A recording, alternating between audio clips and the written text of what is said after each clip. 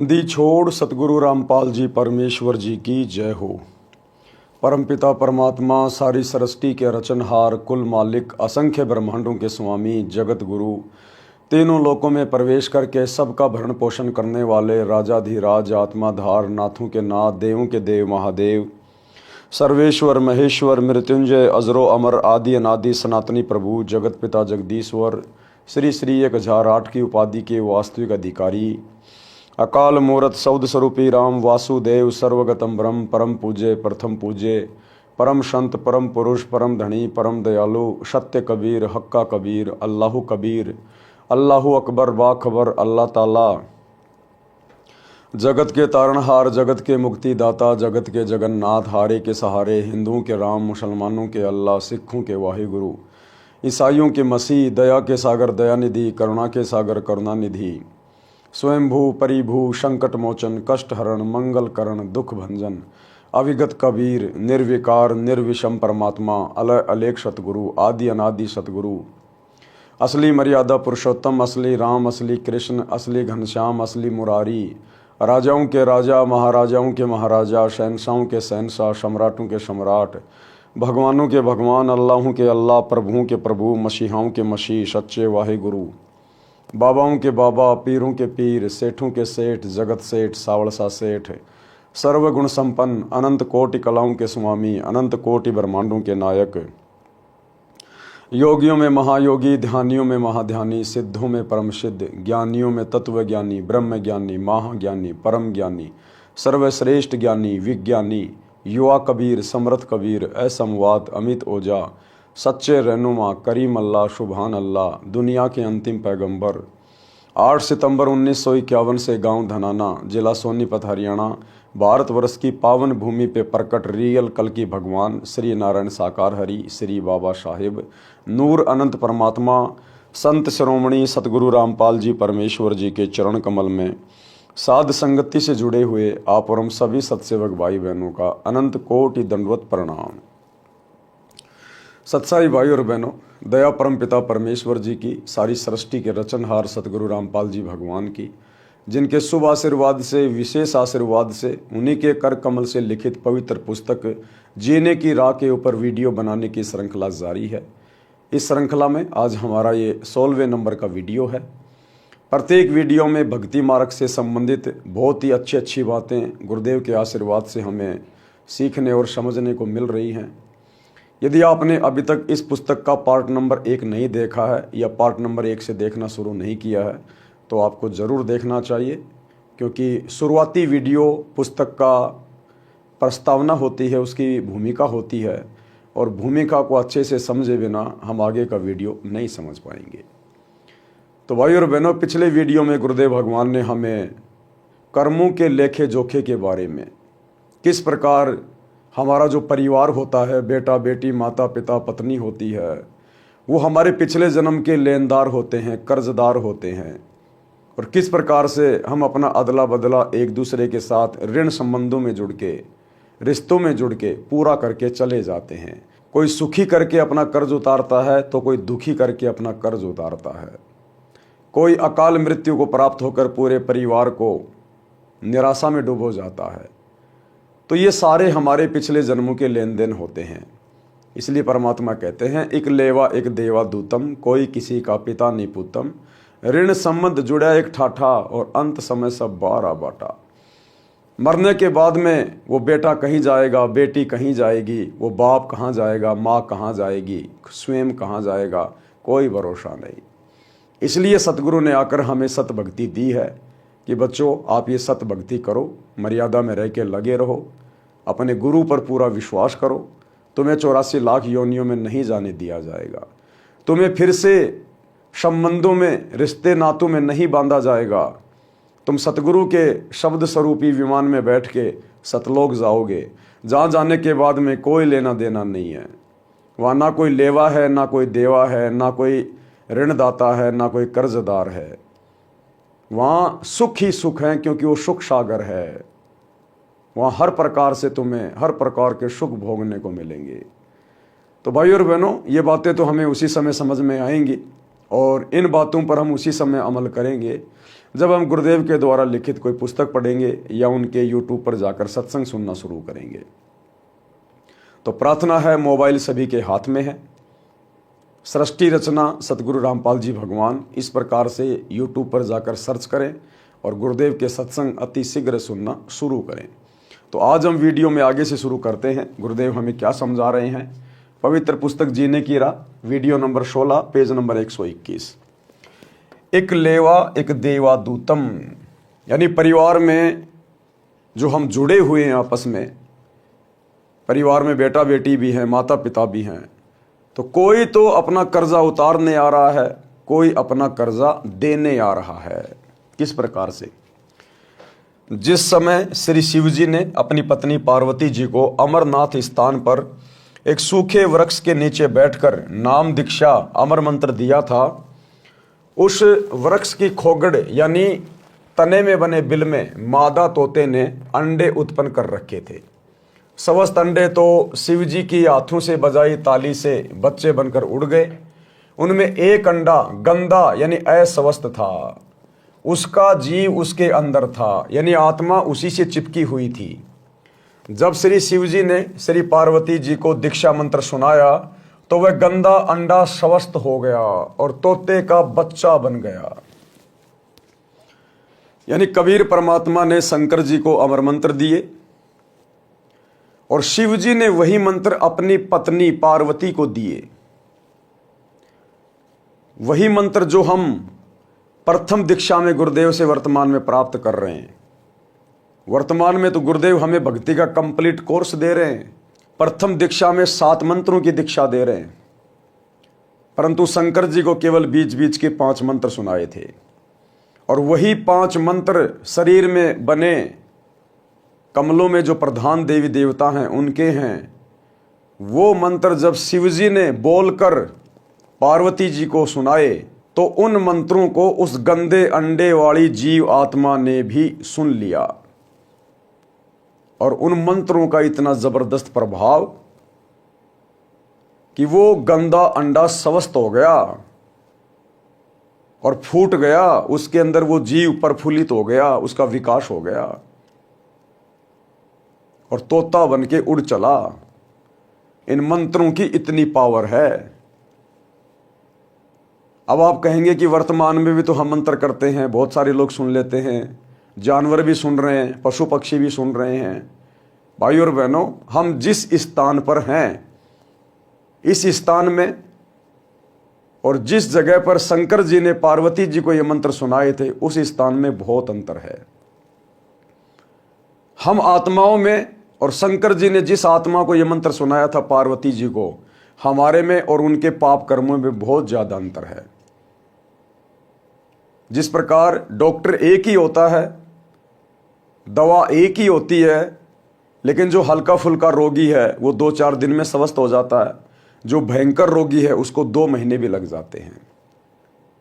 तो ये डिपेंड करता है जीवात्मा के पाप कर्मों के ऊपर, उसकी मन की शुद्धता और उसकी पवित्रता के ऊपर, कि वो कितना जल्दी विश्वास करके इन मंत्रों को अपने ऊपर धारण करता है, इनका सुमरण करता है।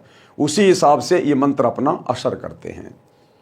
तो उन मंत्रों के प्रभाव से वो गंदा अंडा भी स्वस्थ हो गया। जब श्री शिव जी ने श्री पार्वती जी को दीक्षा मंत्र सुनाया तो वह गंदा अंडा स्वस्थ हो गया और तोते का बच्चा बन गया। पंख लग गई, उड़ने योग्य हो गया। पार्वती जी की समाधि लग गई, उसने हाँ हाँ करना बंद कर दिया, तोता हाँ हाँ करने लगा, यानी हुकारे भरने लगा। तो श्री शिव जी ने देखा कि पार्वती की तो समाधि लगी है, सुन बोल कुछ नहीं रही है, हाँ हाँ की आवाज किसकी है। देखा तो पेड़ के तने के बिल यानी खोगड़ में तोता बोल रहा है। श्री शिव जी ने उसे मारना चाहा तो तोता उड़ गया। पीछे पीछे श्री शिव जी सिद्धि से उड़कर मारने चले। ऋषि वेद व्यास जी की पत्नी ने जम्भाई ली यानी मुंह खोला। मुंह खोला तो तोते के शरीर को त्याग कर जीव व्यास की पत्नी के गर्भ में मुख से प्रवेश कर गया, सूक्ष्म रूप बनाकर। श्री शिव जी ने व्यास की पत्नी से कहा कि मेरा ज्ञान चुराकर जीव तोते के शरीर को त्याग कर आपके गर्भ में चला गया है। ये मेरा चोर है, इसे मारूंगा। उसी समय श्री वेद व्यास जी भी आ गए थे, सब बातें सुन रहे थे। व्यास जी ने पूछा, हे भगवान, कौन कैसा चोर? श्री शिव जी ने बताया कि मैं पार्वती जी को दीक्षा दे रहा था, अंदर के कमलों का भेद बता रहा था, तो इस तोते ने सुन लिया। ये किसी अनाधिकारी को मंत्र बता देगा तो वह अमर होकर जनता को पीड़ा देगा। ये अमर हो गया, मैं इस जीव को मारूंगा। व्यास जी बोले, हे शिव जी भगवान, जब ये अमर हो गया तो आप मारोगे कैसे? ये बात सुनकर श्री शंकर जी पार्वती के पास वापस लौट गए। पार्वती जी को सब बातें बताई। श्री वेद व्यास जी ने अपनी दिव्य दृष्टि से देखा तो पता चला कि पत्नी के गर्भ में पुत्र है। 12 वर्ष के पश्चात पुत्र उत्पन्न हुआ। माता कहती थी कि पुत्र का नाम सुखदेव रखना है। इसके गर्भ में रहते हुए मुझे कोई दुख नहीं हुआ, मन में खुशी बनी रहती थी, सुख का आभास होता रहता था, इसलिए गर्भ में ही उस बालक का नाम सुखदेव रख दिया था। तोते के अंडे में रहने और तुरंत मानव शरीर प्राप्त करने के कारण ब्राह्मण लोग उसे सुखदेव, सुख माने तोता भी कहते थे। ऋषि सुखदेव जी का जन्म लेते ही 12 वर्ष का शरीर बन गया और उठकर चलने लगे। तो ऋषि वेदव्यास जी ने कहा, हे पुत्र, कहाँ चला? सुखदेव जी अपने माता पिता की ओर पीट करके बोले, आपका और मेरा इतना ही संग है, यानी इतना ही संस्कार है। ऋषि व्यास जी ने कहा, हे पुत्र सुखदेव, हमने तेरे जन्म लेने की 12 वर्ष प्रतीक्षा की और आज आप छोड़कर जा रहे हो। एक बार मुख तो दिखा दे। सुखदेव ऋषि बोले, हे ऋषि जी, बहुत बार आप मेरे पिता बने, अनेकों बार मैं आपका पिता बना। यानी पिछले वीडियो में गुरुदेव ने हमें रिश्ते नातों की जिस कदर व्याख्या करके बताई, उसी संदर्भ में परमात्मा हमें आज ये दूसरी कथा सुना रहे हैं कि वास्तव में बेटा बेटी की क्या स्थिति होती है, ये माता पिता कौन होते हैं, भाई बंधु रिश्तेदार हमसे क्यों जुड़ते हैं, ये हमारे पिछले जन्मों के ऋणी होते हैं। उन्हीं ऋणों के कारण अगले जन्मों में हम, जब कभी ये मनुष्य शरीर प्राप्त होता है, हम रिश्तों में जुड़ जाते हैं।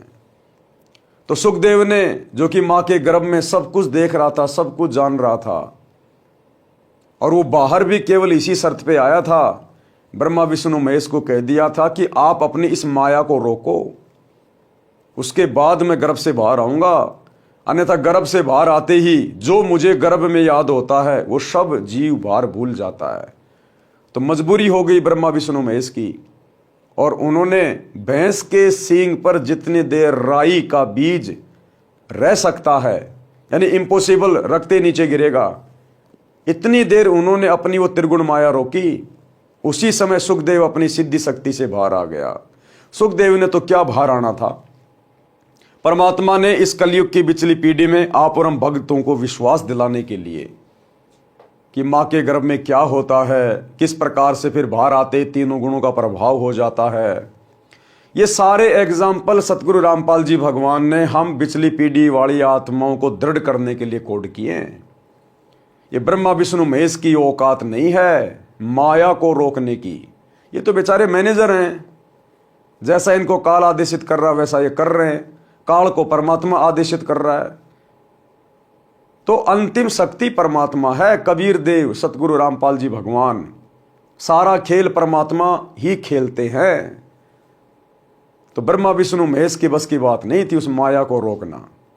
वो बेचारे अपनी माया तो नहीं रोक सकते। शंकर जी काम वासना में इतने ज्यादा व्याकुल हो गए और मोहिनी के पीछे पीछे बदनीयत से उसके पीछे चल पड़े और आगे चलकर उसका हाथ पकड़ लिया सेक्स के लिए। उसी समय उनका वीर्यपात हो गया। ये बेचारे अपनी माया तो नहीं रोक सकते, ये भला ये संसार की माया को कैसे रोक देंगे। तो रोकने वाले परमपिता परमेश्वर कबीर देव सतगुरु रामपाल जी भगवान हैं। आप और हमें इस भक्ति मार्ग पर वर्तमान समय में दृढ़ करने के लिए, क्योंकि मालिक को पता है ये काल का भयंकर जाल है, अंत समय में ये जीव आत्मा अपने परिवार को देखकर कहीं व्याकुल ना हो जाए, कहीं अपने पोता पोती को देखकर कि इतने साल मैं इनके साथ में रहा, मैं जिया, आज मैं जा रहा हूँ, उस परिवार की मोह ममता में अपना पैर ना फंसा ले। तो सुखदेव की कथा के माध्यम से कि किस प्रकार से जीव आत्माएं आपस में ऋण संबंध में बंधती है, तो हमें वो गर्व वाली बातें गुरुदेव इन कथाओं के माध्यम से याद दिला रहे हैं कि यहाँ कोई किसी का बेटा नहीं, कोई किसी की बेटी नहीं। अरे तेरे घर में जन्म लेने से पहले वो कहाँ था, तेरे को पता है क्या? फिर काहे का तू ठेकेदार बन रहा है?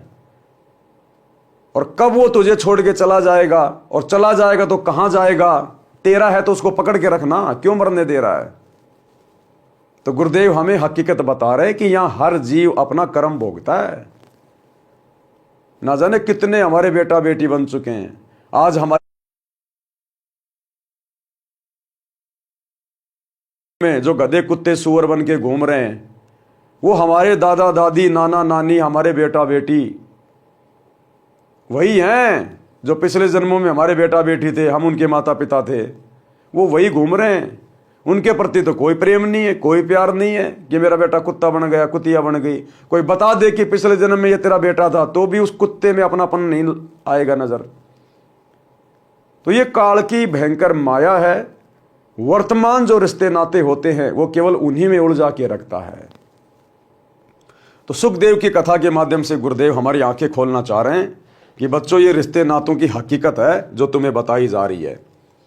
अब वो तोते की आत्मा, तोते के शरीर में था वो ऋषि सुखदेव, और जैसे ही वेदव्यास की पत्नी ने जम्भाई ली, मुंह फाड़ा, उसी समय तोते का शरीर छोड़कर सूक्ष्म रूप बनाकर और उसकी पत्नी के गर्भ में चला गया। तो इसी प्रकार हमारे परिवार में जो बेटा बेटी आ रहे हैं, पोता पोती आ रहे हैं, ये ना जाने कोई गधे की योनि से आ रहा है, कोई कुत्ते की योनि से आ रहा है, पोते आ रहे हैं, ये ना जाने कोई गधे की योनि से आ रहा है, कोई कुत्ते की योनि से आ रहा है, हो सकता है कोई इंसान की योनि से आ रहा हो। मरने के बाद अगर ये सतभक्ति नहीं की सतगुरु रामपाल जी भगवान की, तो मरने के बाद कोई गधा बनेगा, कोई कुत्ता बनेगा, कोई शुअर बनेगा। तो ये जीवात्मा जब से हम सतलोक से आए हैं इस काल के साथ में, तब से हम अपना इसी प्रकार से कर्म भोग रहे हैं। तो गुरुदेव के कहने का मतलब है कि बच्चों, तुम इन रिश्ते नातों में मत भटकना, मत घूमना। ये मेरी आत्मा है और मैंने देखना है किसको कब पार करना है, किसको किसके गर्भ में भेजना है, किसको किसका बेटा बनाना है, किसको किसकी माँ बनाना है, किसका बाप बनाना है। ये तुम्हारा काम नहीं है। तुम अपनी जिम्मेदारियों तक सीमित रहो, बाकी समय, बाकी ध्यान केवल अपनी भक्ति में लगाओ। सुखदेव ऋषि बोले, हे ऋषि जी, बहुत बार आप मेरे पिता बने, अनेकों बार मैं आपका पिता बना। ये तो बड़ा बखेड़ा यानी झंझट है। मैं भक्ति करके जन्म मरण से मुक्ति करवाऊंगा। मैं आपकी ओर मुख इसलिए नहीं कर रहा हूं कि कहीं मेरा आप में मोह ना हो जाए। और ये मोह कटता है केवल गुरुदेव के तत्व ज्ञान से, गुरुदेव के आशीर्वाद से। गुरुदेव ने हमें जो भक्ति दी है, इस भक्ति की शक्ति से ना देखने से मोह नहीं कटेगा। चलो, सुखदेव ने आंखों से तो नहीं देखा, लेकिन उस मन को कैसे मारेगा जो बार बार ये कहता है कि वो तेरा बाप था, वो तेरा बाप है, वो तेरी माँ थी, वो तेरी माँ है। रह रहकर याद तो आएगी, तो मन को कैसे मारेगा? मन मरेगा सतगुरु के ज्ञान से, सतगुरु के आशीर्वाद से। ये कहकर संत गरीबदास जी ने वाणी द्वारा बताया है कि एक लेवा एक देवा दूतम, कोई किसी का पिता न पूतम। ऋण संबंध जुड़ा एक ठाठा, अंत समय सब बारा बाटा। और मरने के बाद में वो बेटा कहीं गया, बाप कहीं गया, दादा दादी कहाँ गए, किसी को कोई लेना देना नहीं। 2 4 5 दिन रो लिए, 12 13 करके फिर अपने जीवन में मस्त हो गए। भावार्थ, सुखदेव जी ने कहा कि जो परिवार के सदस्य बेटा बेटी आदि आदि नातों में हैं, वे सब पूर्व जन्मों का ऋण लेने या देने के लिए जुड़े हैं। वास्तव में कोई किसी का पिता पुत्र नहीं है। मृत्यु के उपरांत सब अपने अपने संस्कारवश भिन्न भिन्न स्थानों पर जाकर अन्य शरीर धारण कर लेते हैं, इसलिए कोई किसी का पिता पुत्र नहीं है। हम लोग कहावत सुनते थे कि महाभारत के युद्ध में चक्रव्यूह में जब अभिमन्यु मारा गया, तो श्री कृष्ण जी उसको जीवित नहीं कर पाए, अपने भाणजे को श्री कृष्ण जी जीवित नहीं कर पाए। अर्जुन बड़ा व्याकुल हो गया और एक दिन श्री कृष्ण जी से बोला कि हे केशव, मुझे मेरे पुत्र के दर्शन करवाओ, मैं उसके वियोग में बड़ा व्याकुल हूं, मुझे बहुत ज्यादा ये पुत्र मोह सता रहा है। तो श्री कृष्ण जी लेके गए अर्जुन को ऊपर, जहाँ पर उसका बेटा बैठा हुआ था स्वर्ग में। थोड़े बहुत समय के लिए जो उसने कोई अच्छे दान पुण्य किए थे, कोई भक्ति की थी, कोई शुभ कर्म किए थे, उनके प्रतिफल में वो स्वर्ग में बैठा हुआ था, अपने यार दोस्तों के साथ में ताश पत्ते खेल रहा था, शतरंज खेल रहा था। अब वो आत्मा तो वहां से शरीर छोड़ गई, उसने तो दूसरा जन्म वहां पा लिया, उसको तो दूसरे माता पिता मिल गए, उसको तो कुछ भी याद नहीं है। अब श्री कृष्ण जी जब अर्जुन को लेकर गए, अब वहां जाते ही अर्जुन तो अपने बेटे को पहचान गया, गले लग गया, हाय मेरा बेटा, हाय मेरा अभिमन्यु, तू कैसा है बेटा, मैं तेरे वियोग में व्याकुल हो रहा हूं, क्या तुझे मेरी याद नहीं आती? वो अभिमन्यु उसके मुंह की ओर देख रहा है और बोला, भाई साहब कौन हो आप, क्यों जबरदस्ती मेरे सिर पड़ रहे हो, कौन किसका बेटा? बोला, ना जाने तू कितनी बार मेरा बाप बन लिया, मैं कितनी बार तेरा बाप बन लिया, ये वहां का रिश्ता वहीं तक सीमित था, मुझे तो याद भी नहीं है तो कौन अर्जुन है, मैं कैसे मरा था, कैसे क्या हो गया। तब अर्जुन को जाके थोड़ी बहुत सांत्वना हुई, लेकिन तत्व ज्ञान के बिना तो वो बातें रह रह के फिर भी आदमी को कसोटती रहती हैं। संस्कारवश भिन्न भिन्न स्थानों पर जाकर अन्य शरीर धारण कर लेते हैं, इसलिए कोई किसी का पिता पुत्र नहीं है। पाठकों ने उत्तर किसान के पुत्रों वाली कथा में पढ़ा है कि बड़े भाई ने छोटे मौसी के पुत्र को 8 एकड़ जमीन के लालच में मरवाया, तो वही जीव उसका पुत्र बनकर अपना ऋण लेने जन्मा और अपना हिसाब चूकता करके मर गया। इसलिए कहा है कि एक लेवा यानी ऋण लेने वाला और एक देवा यानी ऋण चुकाने वाला, दूतम कोई कहूं का पिता नहीं पूतम। ऋण संबंध जुड़ा एक ठाठा यानी परिवार रूप में ठाठ से रहते दिखाई देते हैं और अचानक मृत्यु हो जाती है, अंत समय में 12 बाटा यानी मृत्यु के पश्चात कोई कहीं और जन्म लेगा, यानी 12 बाट, 12 रास्तों पर चले जाएंगे, अलग अलग रास्तों पर चले जाएंगे। इतनी वार्ता पिता से करके सुखदेव आकाश में उड़कर अन्य स्थान पर चला गया। प्रिय पाठकों, इसलिए भक्ति करो और जीव का कल्याण करवाओ, केवल परिवार से चिपक कर अपना जीवन नष्ट ना करो। परमात्मा की भक्ति से ऋण भी सफलता से उतर जाएगा। बड़ी आसानी से परमात्मा हमारे संस्कारों को चेंज कर देते हैं, काट देते हैं। देखो भाई और बहनों, जैसे हम सतगुरु रामपाल जी भगवान की शरण में आए, क्योंकि कर्मों को मिटाने की और लिखने की लेखनी केवल सृष्टि में इन्हीं के हाथ में है, तो जैसे ही हम सतगुरुदेव भगवान की शरण में आ जाते हैं और दृढ़ता के साथ भक्ति पे लग जाते हैं, क्योंकि सतगुरु अंतर्यामी, इनसे छुपा हुआ कुछ भी नहीं है कि किस आत्मा में किस कदर भक्ति की चाहत है। परमात्मा कहते हैं, बिन ही रसना नाम रटत हैं और निर्वाणी से नेहा, और गरीब दास भोडल में दीपक छानी नहीं सनेहा। भोडल यानी मोमजामा, जो ट्रांसपेरेंट जो होता है ना, ये मोमजामा थैली वगैरह होती है, पन्नी होती है जिसमें आर पार दिखाई देता है। कहते हैं अगर वो दीपक के ऊपर लगा दी जाए या किसी बल्ब के ऊपर लगा दी जाए तो उस दीपक का जो प्रकाश है वो छुप नहीं सकता। इसी प्रकार सतगुरु रामपाल जी भगवान, ये परमेश्वर, कौन आत्मा क्या है, किस कदर भक्ति कर रही है, मोक्ष की अधिकारी है या नहीं है, कब तक भक्ति करेगा, कब भक्ति छोड़ के जाएगा, परमात्मा से कुछ भी छुपा हुआ नहीं है। उसी आधार से गुरुदेव भगवान हमें राहत देते हैं। तो मालिक को पता है इन सब बातों का, इसलिए गुरुदेव भगवान हमें कह रहे हैं कि बच्चों भक्ति पे ध्यान दो, इन रिश्ते नातों के चक्करों में ना पड़ो।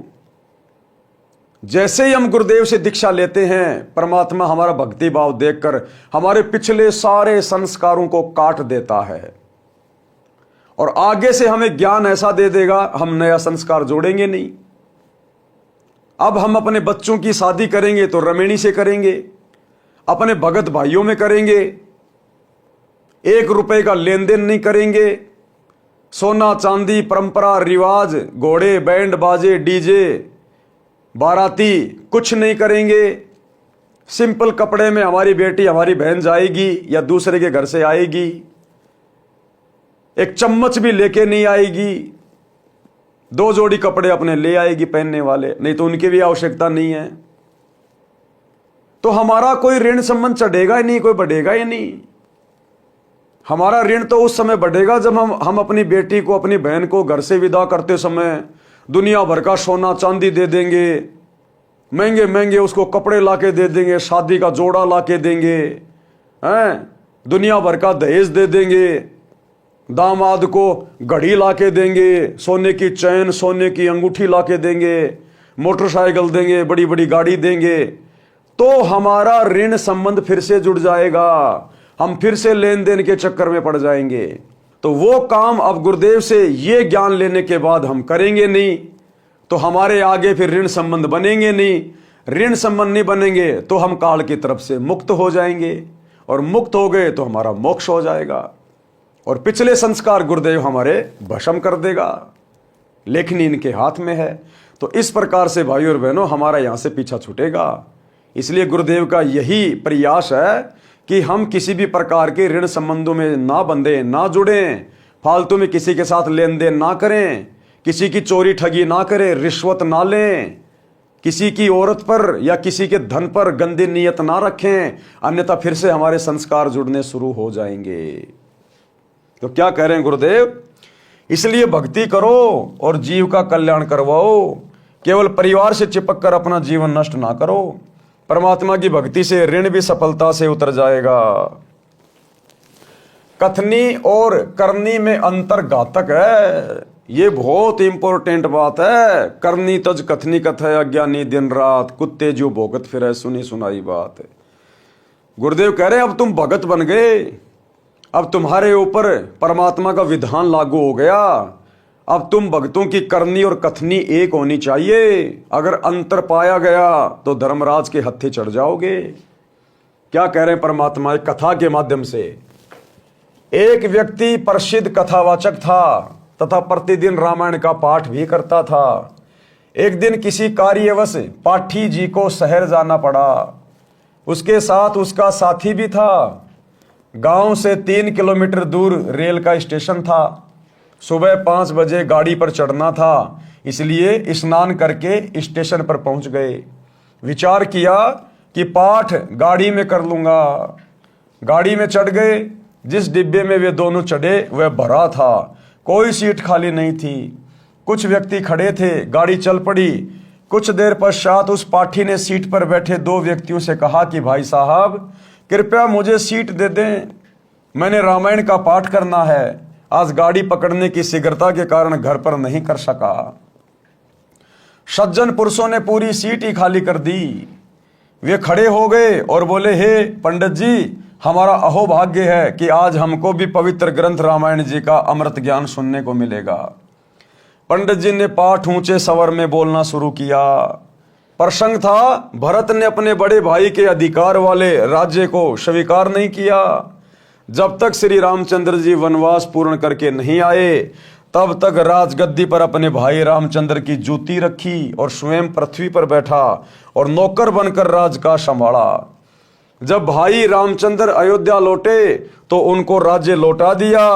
भाई हो तो ऐसा। पंडित जी क्या बोले? भाई हो तो ऐसा। पाठ संपूर्ण होने पर सबने कहा कि वाह पंडित जी वाह, कमाल कर दिया। एक व्यक्ति उसी डिब्बे में ऐसा बैठा था जिसने अपने पिताजी की बरसी पर एक दिन का पाठ करना था। कोई पाठी नहीं मिल रहा था। बरसी अगले दिन ही थी। उसने पंडित जी से कहा कि हे गुरुजी, कल मेरे पिताजी की बरसी के उपलक्ष्य में पाठ कर दो। पंडित जी बोले कि कल नहीं कर सकता। सब उपस्थित यात्रियों ने कहा कि पंडित जी, आपका तो कार्य यही है, इस बेचारे के लिए मुसीबत बनी है, परंतु पाठी साफ मना कर रहा था। सबने पूछा कि ऐसा क्या आवश्यक कार्य है जो आप कल पाठ को मना कर रहे हो? पंडित जी बात को टाले, बस वैसे ही, हकीकत नहीं बता रहा पंडित जी। उसका साथी, उस पंडित जी का साथी जो उसका गवाह बन के उसके साथ में जा रहा था, उसका साथी बोला कि मैं सच्चाई बताऊं, ये कल क्यों पाठ नहीं कर सकता? इसने अपने बड़े भाई पर 50 गज की कुर्डी के गड्ढे पर, कुर्डी क्या होती है? जहां पर गाय भैंस का गोबर डाला जाता है, छोटी सी जगह होती है वो। तो वो साथी क्या बोला? इसने अपने भाई पर 50 गज की कुर्डी के गड्ढे पर मुकदमा कर रखा है। मैं इसका गवाह हूं, कल की तारीख है। अब बताओ, वो कथा तो सुना रहा है भरत और रामचंद्र की कि भाई हो तो ऐसा, राज्य भी त्याग दिया, नौकर बन के राज्य किया भगत ने, भाई हो तो ऐसा, और खुद ने अपने भाई के ऊपर मुकदमा कर रखा है। तो परमात्मा कहते हैं करनी तज कथनी कथ है, और अज्ञानी दिन रात, और कुत्ते जो भौंकत फिरे सुनी सुनाई बात। इसने अपने भाई पर 50 गज की कुर्डी के गड्ढे पर मुकदमा कर रखा है। मैं इसका गवाह हूं, कल की तारीख है। उपस्थित व्यक्ति बोले कि हे पंडित जी, कथा तो कैसी मार्मिक सुनाई, और आप अमल कतई नहीं करते। ऐसे व्यक्ति के द्वारा की गई कथा का श्रोताओं पर क्या प्रभाव पड़ेगा। कबीर जी ने कहा है कि कबीर करनी तज कथनी कथ है, अज्ञानी दिन रात, और कुकर ज्यों भौंकत फिरे सुनी सुनाई बात। भाई और बहनों, आप और हमने अपने आचार विचार व्यवहार में, बोलचाल में, अपने स्वभाव में हमने परिवर्तन लाना पड़ेगा। करनी और कथनी को एक करना पड़ेगा। यानी जो भक्ति हमें गुरुदेव भगवान ने दी है, जो ज्ञान हमें गुरुदेव ने दिया है, हमने उस ज्ञान के ऊपर अमल करना पड़ेगा। गुरुदेव की शिक्षाओं पर चलना पड़ेगा, मर्यादाओं में रह के भक्ति करनी पड़ेगी। अन्यथा जब हम इस ज्ञान का आगे प्रचार करेंगे, यदि हम फिर पुस्तकें बांटेंगे, अन्य किसी को ज्ञान सुनाएंगे, तो हमारे द्वारा बांटी गई पुस्तकें और हमारे द्वारा सुनाया गया ज्ञान सामने वाले व्यक्ति पर असर नहीं करेगा, उल्टा हम परमात्मा के दोषी बनेंगे। आज यही कारण है, विशेषकर भारत में तो हो सकता कोई घर ऐसा हो, लेकिन गांव ऐसा कोई नहीं है जिस गांव में सतगुरु रामपाल जी की एक आध पुस्तक ना हो। उसके बावजूद भी दुनिया के ऊपर सतगुरु रामपाल जी के ज्ञान का कोई विशेष असर नहीं हो रहा। मुट्ठी भर लोग भी इनके शरण में नहीं आ पाए। कारण क्या रहा? करनी और कथनी में अंतर। सतगुरु रामपाल जी के जितने भी भगत हैं जो सेवा करते हैं इन पुस्तकों की, उन भक्तों की करनी और कथनी में रात दिन का अंतर है। ये दुनिया में तो ढिंडोरा पीटते हैं कि हमारे गुरुजी परमात्मा है, हमारे गुरुजी भगवान है, हमारे गुरुजी कबीर जी हैं, और खुद ये एक नकली दाढ़ी मूंछ वाली कबीर जी की समझे जाने वाली फोटो को भगवान मानते हैं, जो उनके महीने में उसका प्रगट दिवस मनाते हैं। तो इनकी करनी और कथनी में अंतर है। ये खुद अपने गुरुजी को परमात्मा नहीं मानते, भगवान नहीं मानते। इस कारण से लोगों के ऊपर इस ज्ञान का विशेष असर नहीं हो रहा। ज्ञान प्रचार करते समय, अपने रिश्तेदारों को समझाते समय 90% भाई बहन कहते हैं कि हमारे गुरुजी की शरण में आ जाओ, हमारे गुरुजी डॉक्टरों के डॉक्टर हैं, आप लोगों को हॉस्पिटल जाने की जरूरत नहीं। कैंसर का, चाहे कैंसर का बाप क्यों ना हो, कितनी भी लाइलाज बीमारी क्यों ना हो,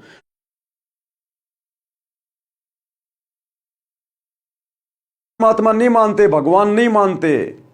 इस कारण से लोगों के ऊपर इस ज्ञान का विशेष असर नहीं हो रहा। ज्ञान प्रचार करते समय, अपने रिश्तेदारों को समझाते समय 90% भाई बहन कहते हैं कि हमारे गुरुजी की शरण में आ जाओ, हमारे गुरुजी डॉक्टरों के डॉक्टर हैं, आप लोगों को हॉस्पिटल जाने की जरूरत नहीं। कैंसर का, चाहे कैंसर का बाप क्यों ना हो, कितनी भी लाइलाज बीमारी क्यों ना हो, हमारे गुरुजी से नाम ले लो, उपदेश ले लो, तुम्हारी बीमारी समाप्त हो जाएगी। तो दुनिया में तो ये लोग दावा करते हैं कि हमारे गुरुजी के शरण में आने से बीमारी ठीक हो जाएगी, और खुद ये इन सतलोक आश्रमों में हॉस्पिटल बना रहे हैं। इसलिए इनकी करनी और कथनी में अंतर है। इसलिए इस ज्ञान का इतना असर दुनिया पे नहीं हो रहा। ये खुद तो प्रचार प्रसार करते हैं कि देखो हमारे गुरुजी का राम रहीम की तरह किसी भी राजनेता से कोई संपर्क नहीं है, हमारे गुरुजी के आश्रम में कोई राजनेता नहीं आते थे, हमारे गुरुजी अपने भक्तों से वोट नहीं डलवाते थे, कोई भी हमारे गुरुजी के साथ किसी सरपंच की भी देके फोटो दिखा दो, हमारे गुरुजी का और राजनीति का तो 36 का आंकड़ा है। और खुद गुरुजी के जेल जाने के बाद ये राजनीतिक पार्टियों की गोद में जा बैठे। 2019 में कांग्रेस का सपोर्ट कर दिया, 2024 में बीजेपी का सपोर्ट कर दिया, नरेंद्र मोदी की रैलियों में धक्के खा रहे हैं। तो इनकी करनी और कथनी में अंतर है।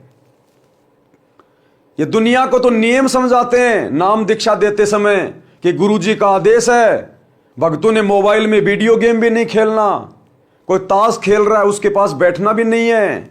ये खेल हमारा समय और समाज से बर्बाद करते हैं। और खुद इन्होंने धनाना गांव में धनाना गांव के लड़कों के लिए 1 करोड़ रुपए में बैडमिंटन का स्टेडियम बना दिया। तो इनकी करनी और कथनी में अंतर है, इसलिए दुनिया पे असर नहीं हो रहा। ये दुनिया को तो समझ आते हैं जीव हमारी जाति है, मानव धर्म हमारा, हिंदू मुस्लिम सिख ईसाई धर्म कोई नहीं न्यारा, कि हम सब एक ही परमात्मा के बच्चे हैं। ये धर्म तो इस काल ने बना दिए, हमने धर्म के चक्कर में नहीं पड़ना चाहिए।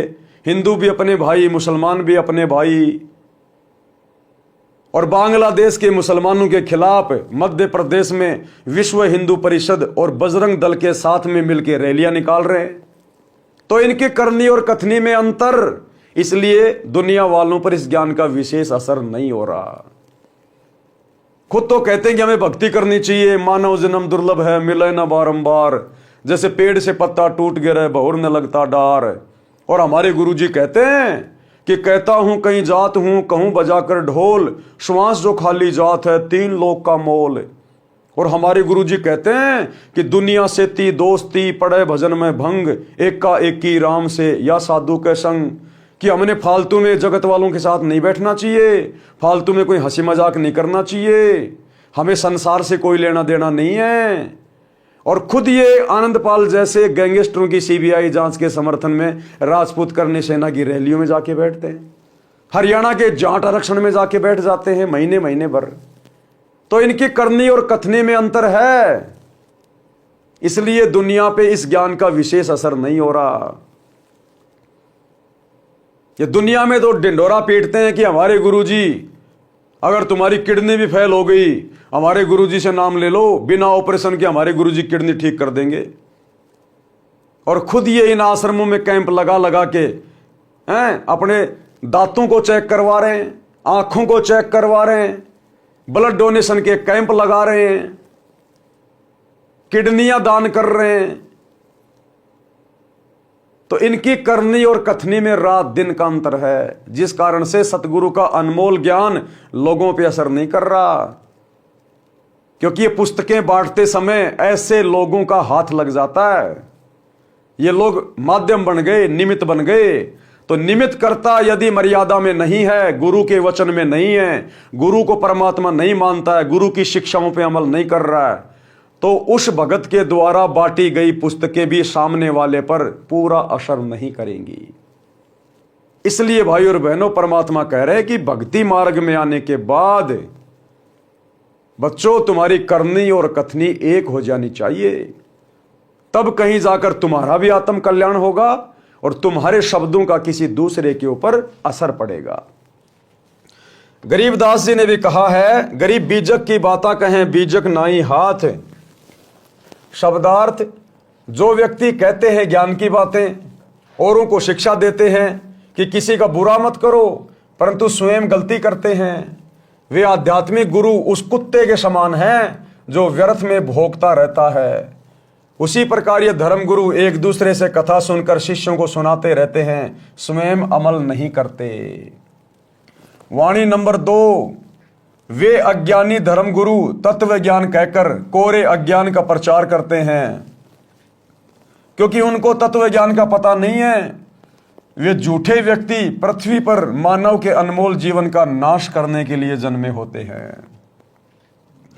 सत्संग से मिली भक्ति की राह।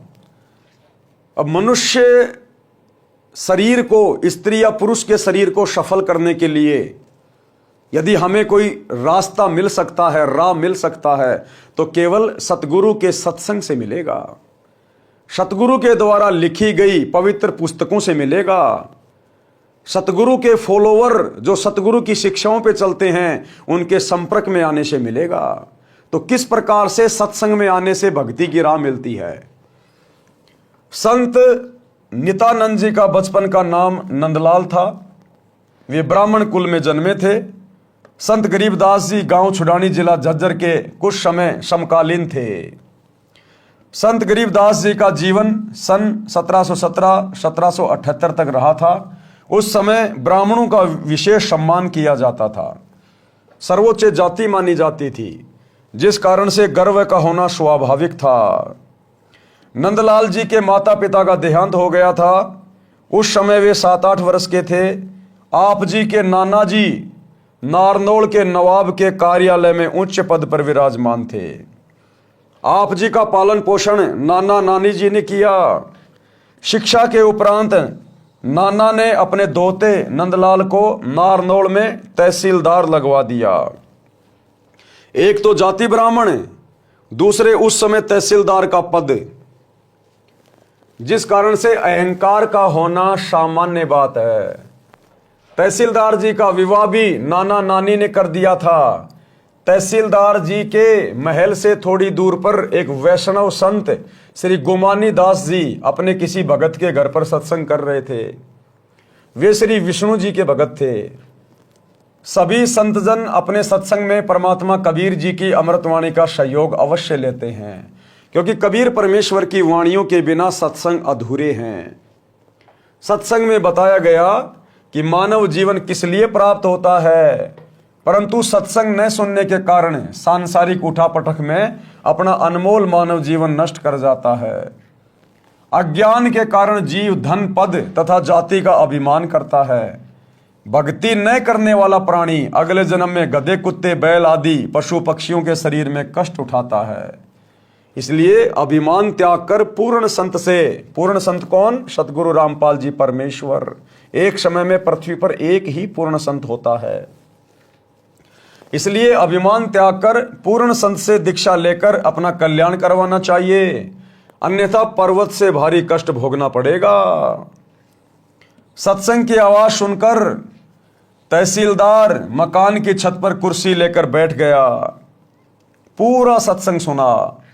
दीक्षा लेने की प्रबल प्रेरणा बन गई, परंतु जाति और पद का अहंकार परेशान कर रहा था कि मैं जाति से ब्राह्मण, पोस्ट मेरी तहसीलदार की, और यदि मैं नाम दीक्षा लेने जाऊंगा तो दुनिया क्या कहेगी। इस कारण से वो विचार करने लगा, ब्राह्मणों की कितनी इज्जत है, फिर मैं तहसीलदार हूं, सत्संग में सामान्य लोग जाते हैं, मुझे शर्म लगेगी, कैसे जाऊंगा आश्रम में। स्वामी गुमानी दास जी का आश्रम नारनौल शहर से लगभग 1.5 किलोमीटर दूर पर था। अंत में एक दिन निर्णय लिया कि सुबह वक्त से आश्रम में पहुंच जाऊंगा, यानी सुबह जल्दी चला जाऊंगा। अन्य व्यक्ति जाएंगे, तब तक तो दीक्षा लेकर लौट आऊंगा। सत्संग करके संत जी आश्रम में चले गए। सुबह उठकर कुछ देर सैर करते थे। एक दिन नंदलाल जी घोड़े पर बैठकर सुबह आश्रम की ओर जा रहे थे। गुमानी दास जी सैर के लिए उसी रास्ते पर जा रहे थे। उधर से जो संत थे गुमानी दास जी, सुबह सुबह अपने आश्रम से थोड़ा घूमने के लिए उसी रास्ते में टहल रहे थे, जा रहे थे। संत जी ने सिर के बाल कटा रखे थे, उस तरह फिरा रखा था, सिर पर कोई वस्त्र नहीं था। नंदलाल जी ब्राह्मण होने के नाते शोण कशोण पर विश्वास करते थे। किसी अच्छे कार्य के लिए जाते और आगे से कचकोल काटे, यानी सिर पर उस तरह फिराए कोई आ जाता तो अपना जाना रद्द कर देते थे। शोण कशोण माना करते थे कि ये शुभ है, ये अशुभ है। आश्रम में दीक्षा लेने जा रहे थे। जिंदगी का सर्वोत्तम दिन था। आगे से सिर पर उस तरह फिराए एक व्यक्ति मिल गया। अब नंदलाल जी को पता नहीं कि ये वो संत है गुमानी दास जी जिससे मैं दीक्षा लेने जा रहा हूं। तो नंदलाल जी ने सोचा कि ये नालायक आदमी सुबह सुबह कहां टकरा गया। मैं तो नाम दीक्षा लेने जा रहा था शुभ कार्य के लिए, और ये नालायक कहां आ गया सामने। नंदलाल जी का माथा ठनका और गुस्सा आया। विचार किया कि आज दीक्षा का अवसर नहीं छोड़ना है, परंतु अपने शोण कशोण को भी निष्क्रिय करना था। इसलिए अपने आप समाधान निकाल लिया कि इस मनहूस के सिर में टोला, यानी हाथ की एक उंगली का उल्टा भाग यूं मारना, टोला मार देता हूं। हम बचपन में बहुत मारा करते थे। बचपन में जब माता पिता हमारे पूरे बाल उतरवा दिया करते थे, उस तरह फिरवा दिया करते थे, तो हम एक दूसरे के यूं मारा करते थे, उंगली की यूं। उसको कहते थे टोला मारना। उसमें आवाज आती थी अच्छी सी और उसको दर्द भी अच्छा होता था, तो हम फिर उसके यूं मारा करते थे टोला। तो नंदलाल जी ने सोचा मैं इसके सिर में एक जो है टोला मार देता हूं तो मेरा काम शुभ हो जाएगा, कसौण समाप्त हो जाएगा। इसी उद्देश्य से घोड़ा उस व्यक्ति संत गुमानी दास जी के पास जाकर रोका और कहा कि हे कमबख्त, तूने आज ही सिर मुंडवा कर मेरे सामने आना था। आज मैं अपनी जिंदगी के सबसे उत्तम कार्य के लिए आश्रम में जा रहा था। यह कहकर गुमानी दास जी के सिर पर टोले मारे और घोड़ा आश्रम की ओर चला दिया। अब देखो भाई और बहनों, परमात्मा हमें शिक्षा दे रहे हैं कि संत भक्तों का व्यवहार कैसा होना चाहिए। अब गुमानी दास जी की तो कोई गलती नहीं थी, लेकिन नंदलाल जी की सोच थी। उन्होंने मार दिया टोला और गाड़ियां भी निकाल दी, लेकिन संत गुमानी दास जी ने कुछ नहीं कहा, अपने दिल पे भी नहीं ली कि ना जाने ऐसे तो साधु संतों के भक्तों के साथ में कितने निकम्मी आत्माएं टकराती हैं, इनके कर्म इनके साथ में है। संत कभी किसी से झगड़ा नहीं करते, राग द्वेष नहीं करते, मनमुटाव नहीं करते, वाद विवाद नहीं करते, तभी संत परमात्मा को प्रिय होते हैं। संतों के साथ ऐसी घटनाएं आम होती हैं, वे अधिक ध्यान नहीं देते। विचार तो किया कि व्यक्ति सभ्य तथा कोई उच्च अधिकारी तथा उच्च कुल का लग रहा था, कार्य पालियों वाले कर गया, लेकिन काम कर गया पालियों वाले। नंदलाल आश्रम में गया, वहां संत के शिष्य मिले, राम राम हुई, आने का कारण बताया, घोड़ा पेड़ से बांध दिया और संत जी के आसन के पास बिछी बोरी पर बैठ गया। संत गुमानी दास जी सैर के पश्चात स्नान करके आसन पर बैठे तो घोड़ा देखा, फिर समझते देर न लगी। नंदलाल जी ने देखा तो शर्म के मारे नीची गर्दन कर ली। अब नंदलाल जी ने देखा, रे भैया ये तो वही महात्मा है जिससे मैं उपदेश लेने आया हूं, और इसके साथ तो मैं बदतमीजी करके आ गया। अब ये भैया नाराज हो जाएगा और ये तेरे को दीक्षा नहीं देगा। नंदलाल अपने हिसाब से सोच रहा था। नंदलाल जी ने देखा तो शर्म के मारे नीची गर्दन कर ली। गुमानी दास को आश्रम के भक्तों ने बता दिया था कि ये तहसीलदार जी दीक्षा लेने आए हैं। नंदलाल जी संत के चरणों में गिर गए और टोला मारने का कारण बताया। संत गुमानी दास जी ने कहा कि हे भगत, जब हम एक आने का घड़ा कुम्हार के पास लेने जाते हैं तो उसको टोले मार मार बजा बजा के देखते हैं कि कहीं फूटा तो नहीं है। आप जी तो जिंदगी का सौदा करने आए हो, आपने गुरुजी बजा कर देख लिया तो कोई पाप नहीं किया। यानी उसकी हिम्मत बढ़ाई कि भगत कहीं निराश ना हो जाए। और संत जी ने कहा कि भैया हम एक 10-20 रुपए का एक मटका लेने के लिए कुम्हार के घर जाते हैं और हम उसको भी 3-4 बार यूं मार मार के टोला बजा बजा के देखते हैं कहीं ये फूटा हुआ तो नहीं है। और आप तो नाम दीक्षा लेने आए थे, आपने अपने गुरुजी को बजा के देख लिया।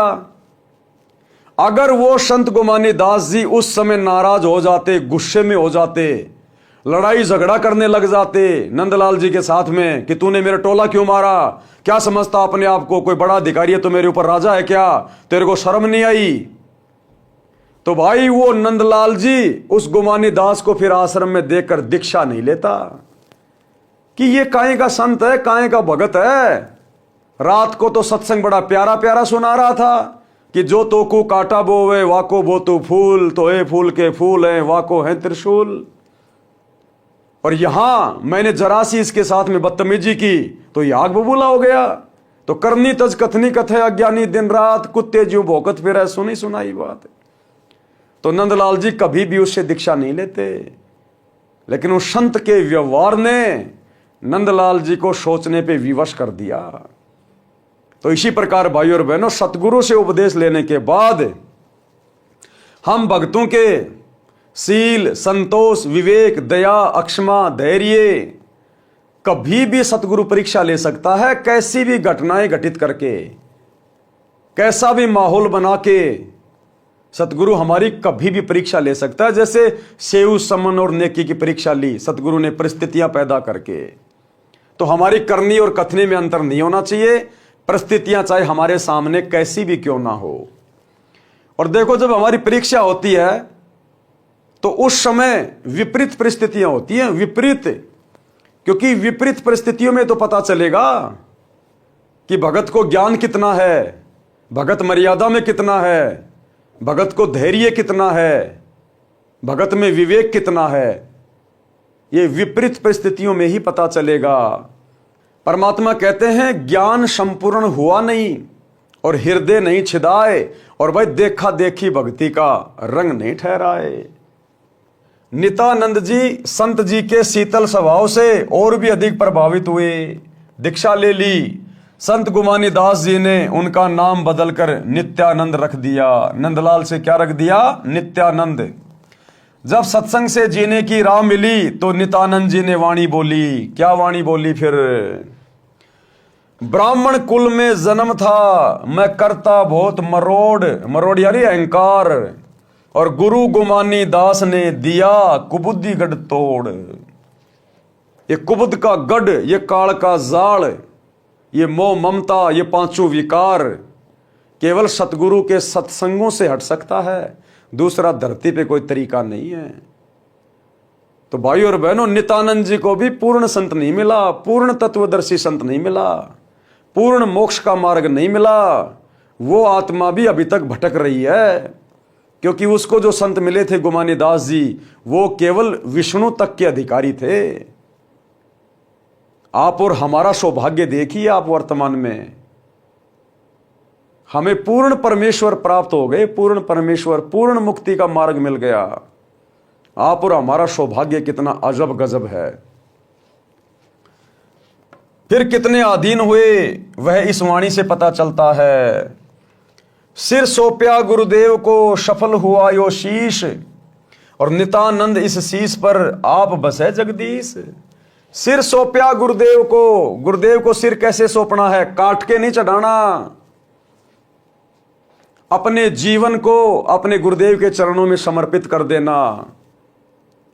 यानी जैसा गुरुजी हमें आदेशित करे, निर्देशित करे, जो गुरु की आज्ञा है, जो गुरु ने सत्संगों में आज्ञा दे दी, जो नियम मर्यादा बता दी, बस हमने केवल उसी लक्ष्मण रेखा में रह के अपना जीवन यापन करना है।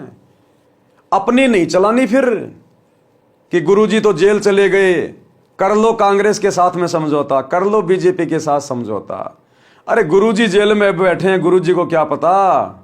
खोलो आश्रमों पे आश्रम, बनाओ धर्म को धंधा, बनाओ स्टेडियम, बनाओ जाटों की धर्मशाला, कराओ गुंडों की सीबीआई जांच, बैठो जाटों के आरक्षण में, दो कुपात्रों को ज्योति पाठ और दान का चंदे के रूप में पैसा, लगाओ अयोध्या में भंडारा, करो मुसलमानों का बहिष्कार मध्य प्रदेश में। ये नहीं चलता फिर। अपनी सारी बकवादें छोड़ दीजिए।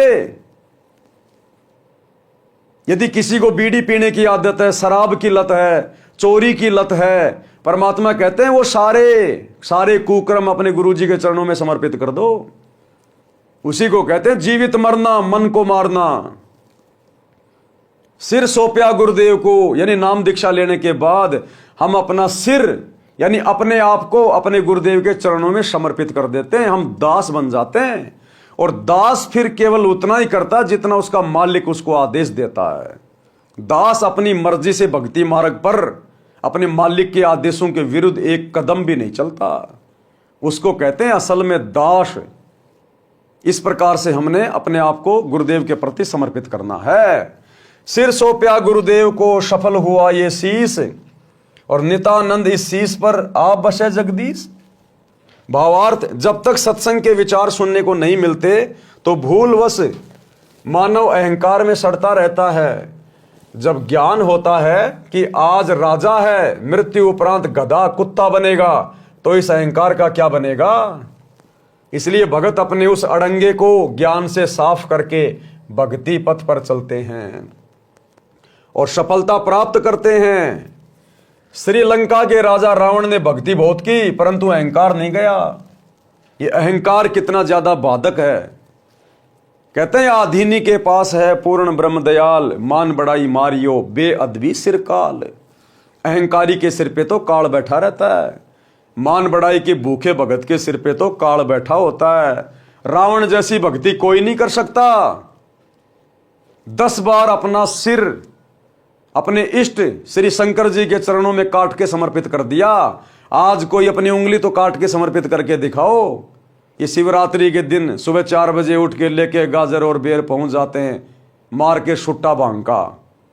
एक उंगली तो समर्पित करके दिखाओ। लेकिन उस रावण ने अहंकार नहीं त्यागा, इसलिए गधे और कुत्ते की योनियों में गया और दुर्गति से मौत हुई कुत्ते वाली। श्रीलंका के राजा रावण ने भक्ति बहुत की परंतु अहंकार नहीं गया, जिस कारण से विनाश को प्राप्त हुआ। रावण भी ब्राह्मण था, ब्राह्मण यानी ज्ञानी। ब्राह्मण कोई जाति नहीं है, ना ही त्रेता युग में कोई जातियां थी। ब्राह्मण का मतलब होता है ज्ञानी, जिसने ब्रह्म को पहचान लिया। ब्राह्मण सोई जो ब्रह्म पहचान है। इसलिए ज्ञानी और पंडित को ब्राह्मण कहा जाता है, विद्वान। ब्राह्मण यानी विद्वान। लेकिन अहंकार ले डूबा उसको। आप और हमें शिक्षा दे रहे हैं गुरुदेव इन कथाओं के माध्यम से। वो रावण तो मरमरा लिया, जहां भी पड़ा है वहीं पड़ा है। लेकिन इन कथाओं से ये इतिहास बन गया और ये इतिहास आज हमें शिक्षा दे रहा है कि इस सतगुरु के भक्ति मार्ग में यदि हमने जरा भी अहंकार किया किसी भी बात को लेके, अहंकार भैया धन का भी हो सकता है, किसी का बढ़िया शरीर है उसका भी हो सकता है, कोई सुंदर है उसका भी मन में अहंकार आ जाएगा। अहंकार अपनी भक्ति का भी हो सकता है।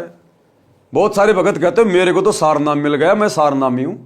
अरे तू क्या जाने भक्ति के बारे में, तू तो कल जुड़ा है। मेरे को 20 साल हो गई गुरुजी के साथ जुड़े हुए। ये भी अहंकार है। तो अहंकार किसी भी चीज का हो सकता है, और जरा भी अहंकार आ गया परमात्मा उसी समय आपसे दूर हट जाएगा। फिर क्या फायदा भक्ति करने का।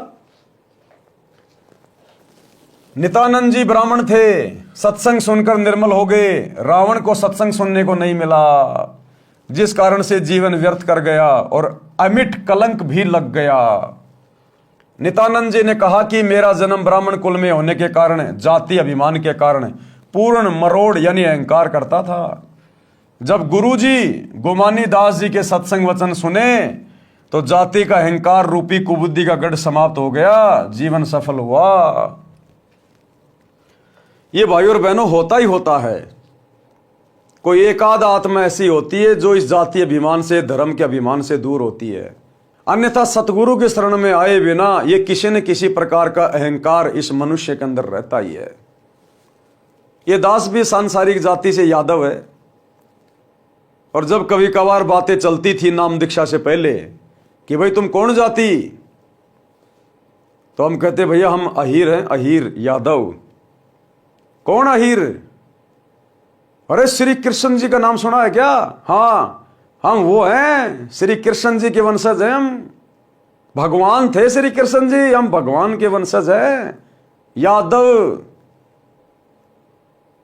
तो ये अहंकार थोड़ा बहुत था। जब ऐसी कोई बात आती थी तो हम अपने आप को समझते थे कि हम तो यादव हैं, श्री कृष्ण जी के वंशज हैं, भगवान के वंशज। तो ये अभिमान किसी न किसी चीज का, चाहे धन का, चाहे पत्नी का, चाहे सुंदरता का, चाहे बाल बच्चों का, चाहे नौकरी का, चाहे शरीर का, ये अहंकार इस जीव में सतगुरु की शरण में आए बिना सड़ता रहता है। वाणी नंबर 2 का सरलार्थ। सत्संग सुनकर नित्यानंद जी बहुत आधीन होने लगे। अहंकार त्याग दिया।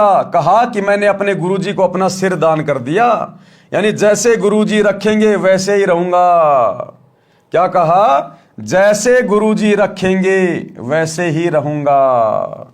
कुत्ता हूं गुरुदेव का, पवन दास का नाम, गले प्रेम की जेवड़ी, जहां खेचो ता जाऊं। तो करो तो बावड़ूं, दूर दूर करो तो जाऊं, जो राखूं त्यों ही रहूं, जो देवो सो खाऊं। और खाने जाद खरीद हूं गुलाम तुम्हारा। हम तो आपकी शरण में सतगुरु, हमरा क्या चारा। तो दीक्षा के बाद फिर हमने अपने गुरुदेव के प्रति पूर्णतया समर्पित हो जाना चाहिए कि जैसा गुरुजी आदेशित करेंगे, निर्देशित करेंगे, बस उतना ही कार्य करूंगा, इससे ज्यादा नहीं। यानी जैसे गुरुजी रखेंगे, सुख में, दुख में, अमीरी में, गरीबी में, जिन भी हालातों में रखेंगे वैसे ही रहूंगा। मेरा सिर सफल हो गया, अन्यथा किसी रोग के कारण जीवन चला जाता। अब मेरे सिर पर परमात्मा का निवास है। किसका? सतगुरु का, परमात्मा का। मेरी रक्षा परमात्मा करता है, मुझे कोई चिंता नहीं। सिर पर साईं सत्य है, तो को क्या भय रे। लेकिन ये साई, ये सतगुरु उसी के शीश पर बैठता है। शीश पर बैठने का मतलब ये नहीं कि गुरुजी आके बैठ जाएंगे तुम्हारे सिर पे, नहीं। यानी गुरुजी का आशीर्वाद सदा उस भगत के शीश पे रहता है। गुरुजी की पल पल नजर उस मर्यादित भगत पे रहती है। जो बच्चा गऊ की नजर में यूं साईं को संत, और भक्तों के पीछे फिरे वो भगत वत्सल भगवंत। नित्यानंद जी का शब्द, भाई और बात तेरे काम न आवे, संतों शरण लाग रे। के सोवे गफलत में बंदे, जाग जाग नर जाग रे। जाग जाग नर जाग रे। और बात तेरे काम न आवे, संतों शरण लाग रे। कि ये मनुष्य शरीर केवल परमात्मा प्राप्ति के लिए मिला है, ये बकवाद करने के लिए नहीं मिला। इसलिए कहते हैं केवल भक्ति कर, सतगुरु की शरण में आ जा, अपने आत्म कल्याण की सोच, और ये संसार की कोई भी बात तेरा उद्धार नहीं करेगी, तेरे काम की नहीं है। ये विषय विकार करना ये तेरे काम की नहीं है। गंदी राजनीति में पैर फंसाना तेरे काम की नहीं है। और बात तेरे काम ना आवे, यानी इस सत भक्ति के अलावा और जितने भी ये जो कर्म हैं ये तेरे किसी काम के नहीं है। केवल नेक नीति ईमानदारी से अपना काम धंधा कर, परिवार का पालन पोषण कर, और ज्यादा से ज्यादा समय अपने सतगुरु की भक्ति को दे। और बात तेरा काम न आवे, ये शांग सिनेमा देखना, फिल्में देखना, दुनिया भर का मेकअप करना, मान बड़ाई अहंकार में फूला फूला फिरना, राजनेताओं के पीछे दौड़ते रहना, एक समोसे के चक्कर में सारा दिन उनका समर्थन करते रहना, झंडा लेके घूमते रहना। कहते हैं अब ये दुनिया भर की बकवादें फिर भगत के कोई मतलब की नहीं रह जाती। उसने अपने आत्म कल्याण की दिशा में आगे बढ़ना चाहिए, मर्यादा में रह के। कहते हैं के सोवे गफलत में बंदे, कि बहुत ज्यादा सो लिया इस काल की भांग के नशे में, अज्ञान में। अब जाग जा, जाग जाग नर जाग रे। यानी सतगुरु के सत्संग सुनकर जाग जा, काल के षड्यंत्र को पहचान ले, सचेत हो जा, अब गफलत में मत जीना आगे। और बात तेरे काम न आवे, संतों शरण लाग रे। के सोवे गफलत में बंदे, जाग जाग नर जाग रे। जाग जाग नर जाग रे।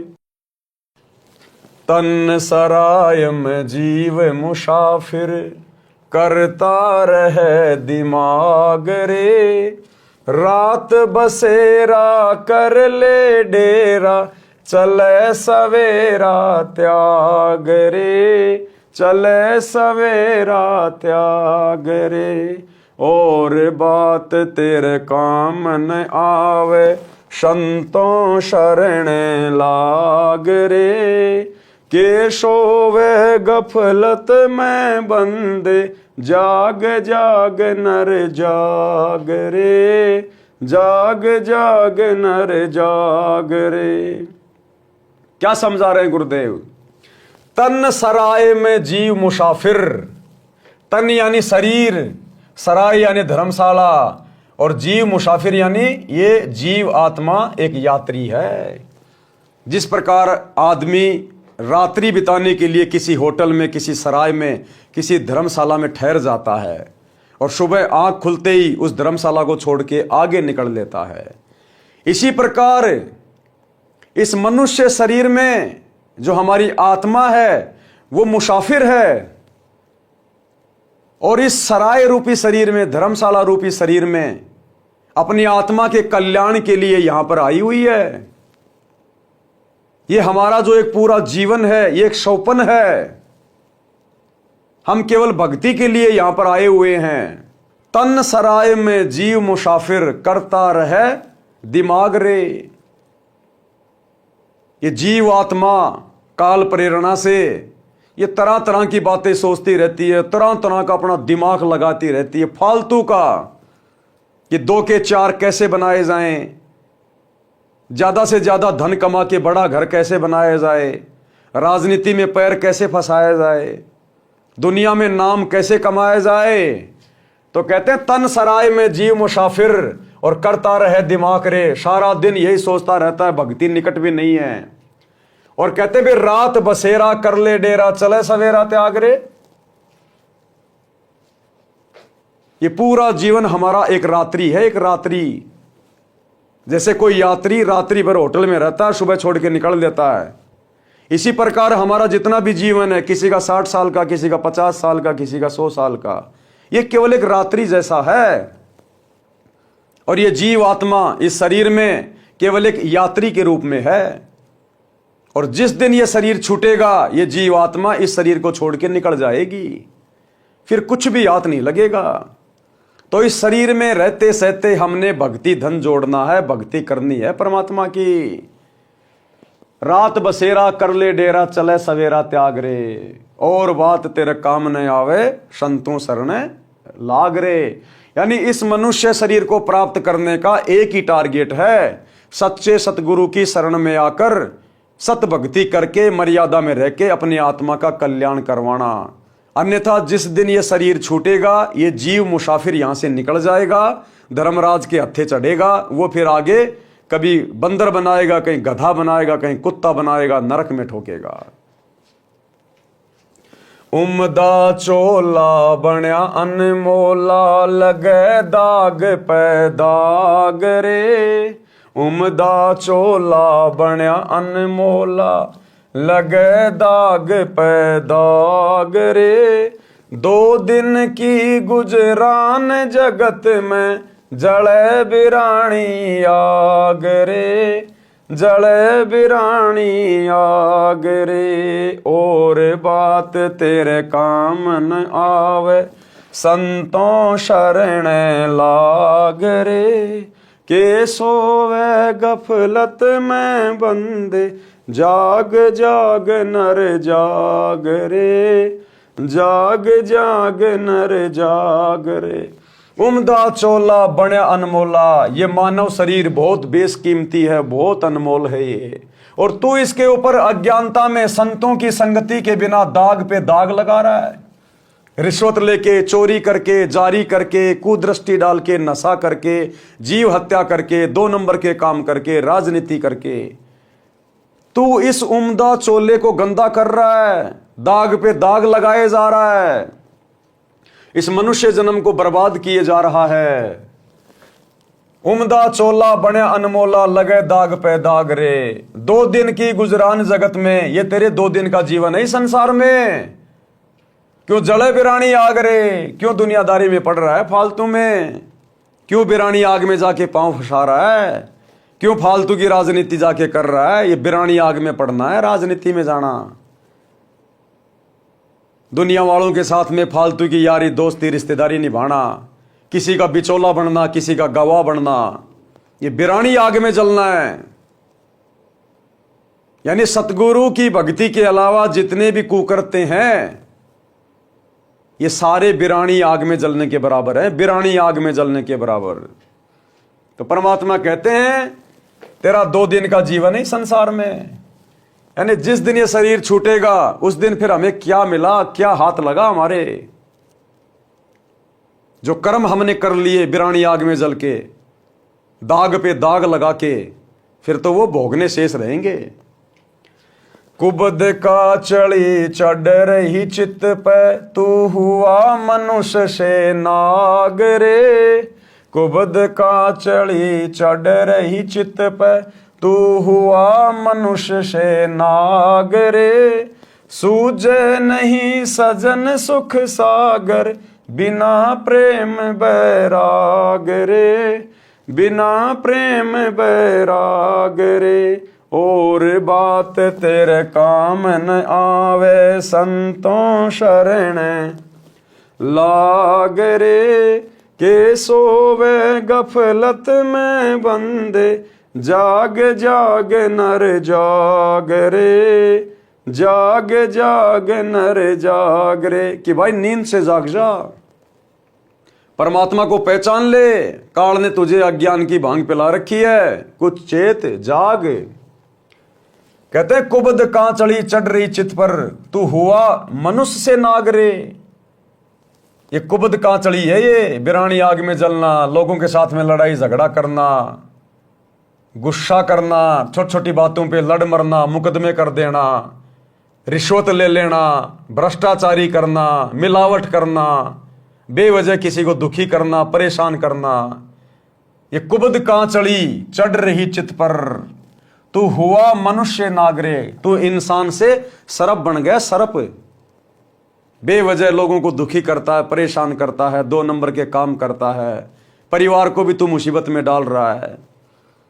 तो कहते हैं कुबद कांचड़ी चढ़ रही चित पे, तू हुआ मनुष्य नागरे।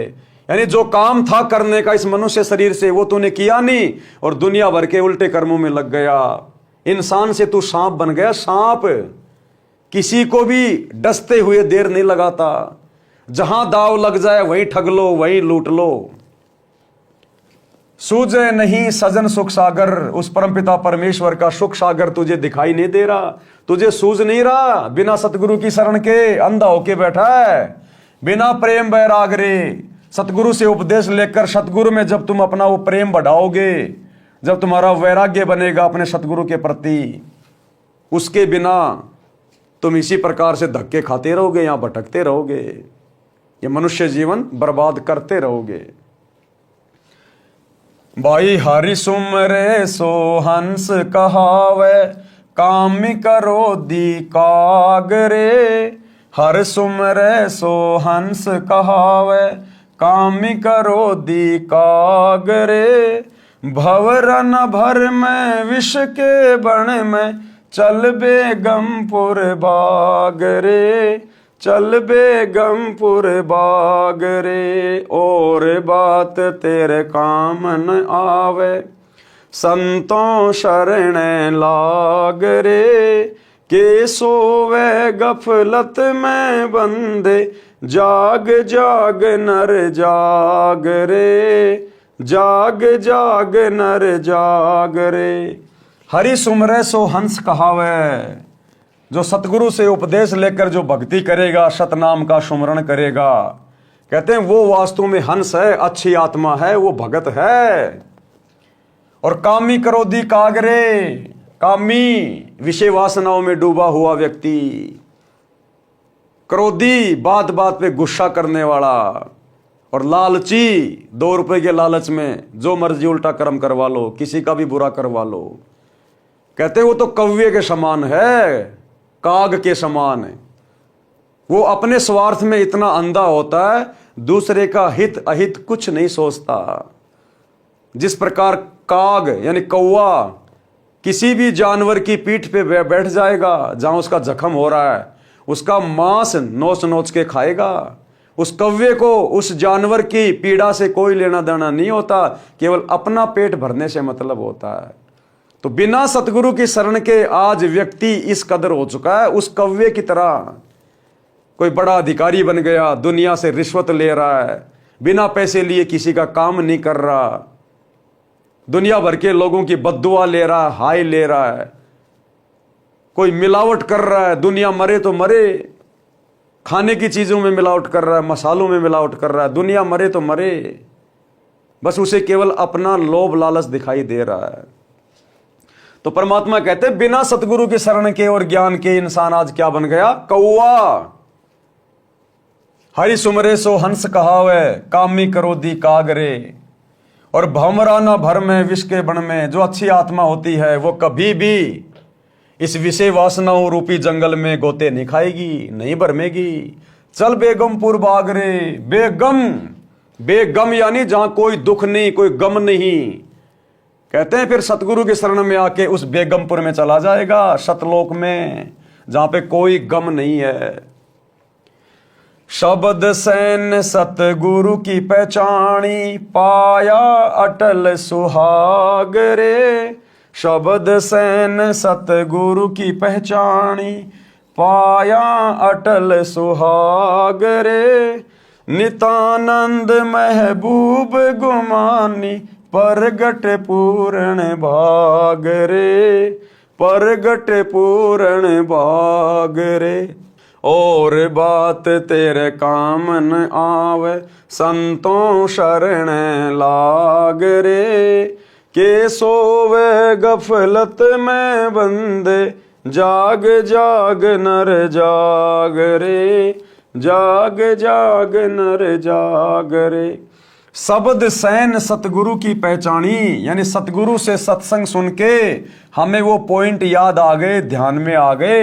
हम सतगुरु के संकेतों को समझ गए कि बेटा अगर भक्ति नहीं करी, मोक्ष प्राप्त नहीं हुआ तो अगला जन्म तेरा नरक में है। नरक में 84 लाख योनियां भोगेगा, असहनीय कष्ट भोगेगा। तो कहते हैं जो अच्छी आत्मा होती है वो अपने सतगुरु के संकेतों को समझ जाती है कि सतगुरु क्यों आया है, सतगुरु कौन होता है, सतगुरु हमसे क्यों भक्ति करवा रहे हैं, मनुष्य जन्म का टारगेट क्या है। तो कहते हैं शब्द सैन सतगुरु की पहचानी, तो पाया अटल सुहाग रे। तब कहीं जाकर वो परमात्मा मिलेगा, यानी सतलोक में स्थान मिलेगा।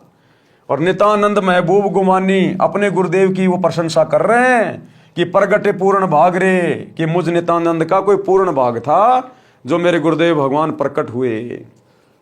तो भाई और बहनों, आज हमें पता चल रहा है गुरुदेव के तत्व ज्ञान से कि नितानंद के पूर्ण भाग नहीं थे।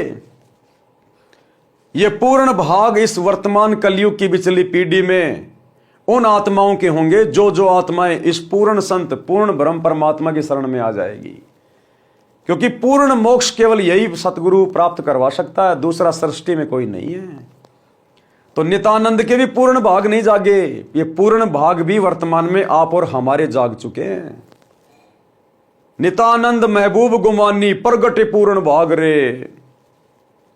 एक छोटा सा सत्संग विशेष संदेश इसार जेल से आया हुआ।